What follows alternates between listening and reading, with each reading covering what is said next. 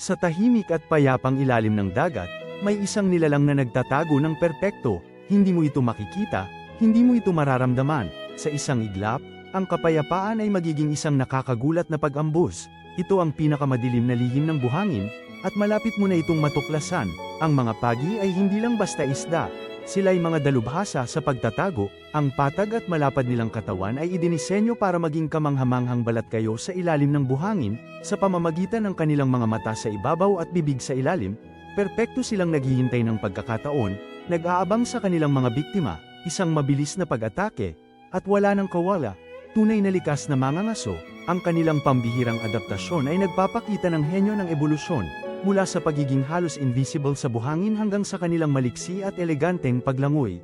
Bawat galaw ng pagi ay isang aral sa kaligtasan at pagiging matatag. Ipinapaalala nila sa atin na ang dagat ay puno ng kamanghamanghang nilalang at hindi pa natutuklasang misteryo.